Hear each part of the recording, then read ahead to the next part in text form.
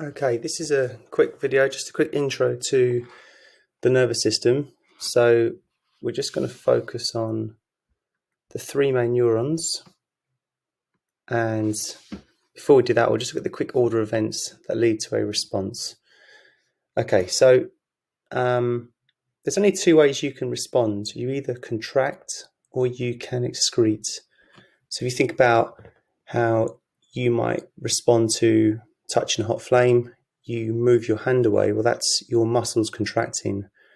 Or if you get too hot, you may begin to secrete sweat. So there's loads of examples of secreting. You can secrete insulin if you've had lots of sugar. So it's only glands or muscles that do all the responses. So how that information gets to them is important. So we'll just look at the order that happens first. So first thing we start off with is a stimulus. So the stimulus could be a change in light levels, sound, it could be pressure. So anything that could be detected. So what detects a stimulus? Well, it's a receptor. And that information, so the receptors could be, for example, the light receptors at the back of the retina. The information that they collect, it needs to be sent somewhere. So the first place it's going to go is along a sensory neuron. And from the sensory neuron, it's going to go to a relay neuron. And the relay neuron is going to pass the information in the form of an impulse to a motor neuron. And the motor neuron is going to continue to send that impulse to the appropriate effector. And the effectors can only be two things. It can either be a muscle or it can be a gland. So you either contract or you secrete.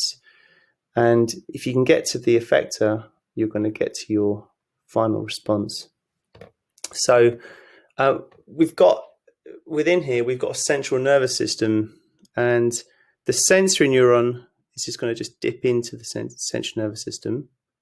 So it's called that the CNS. And that includes the brain and the spine.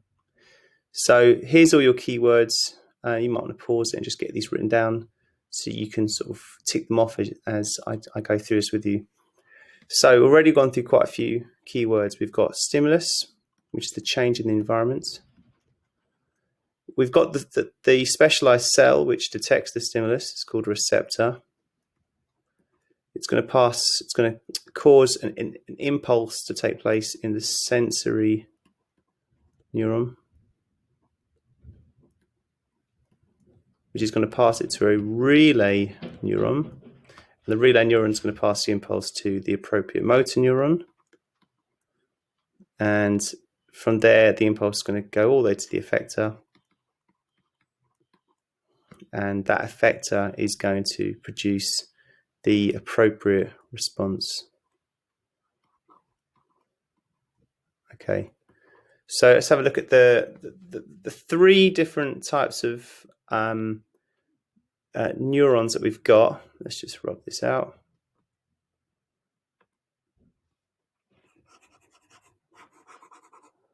We've got the sensory neuron, the motor neuron, and the relay neuron, and they're all going to be drawn slightly differently from each other.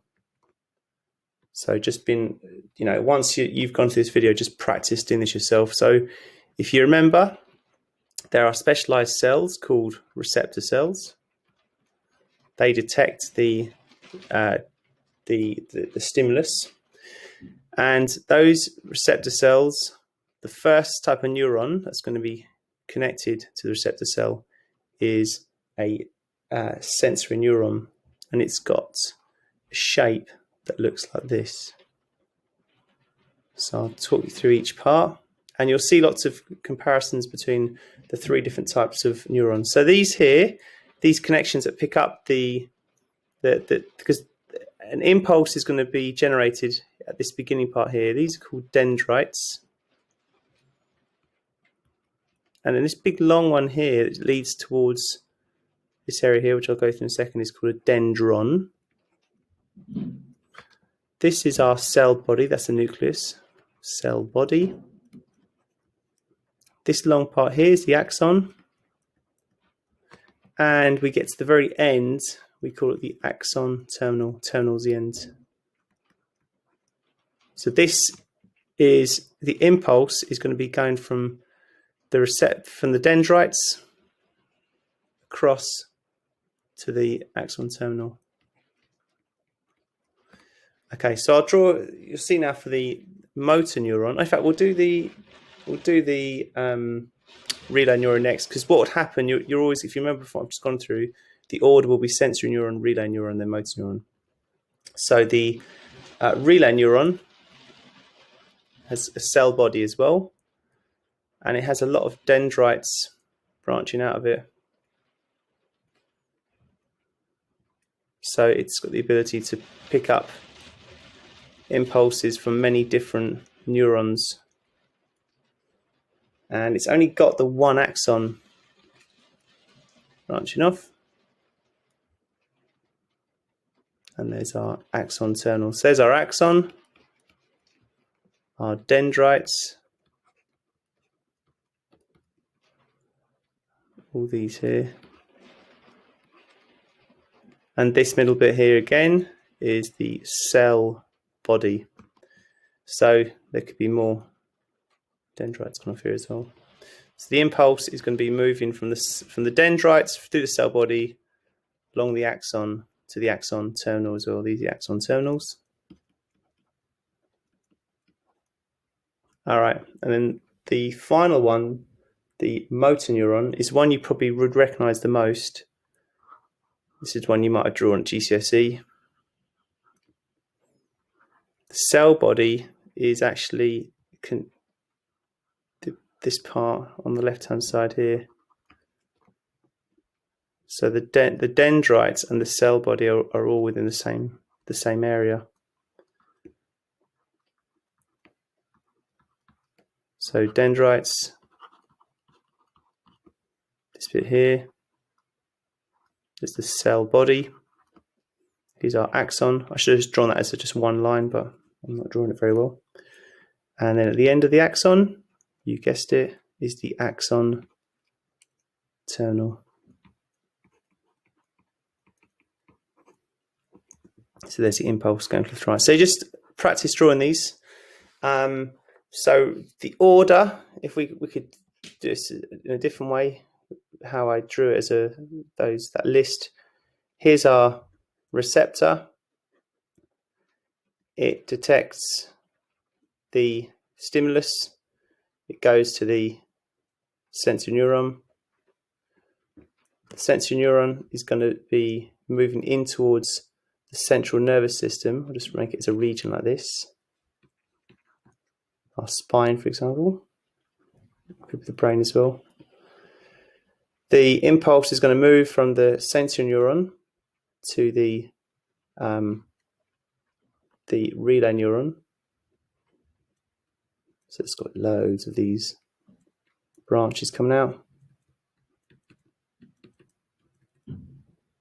And that relay neuron is going to have one axon,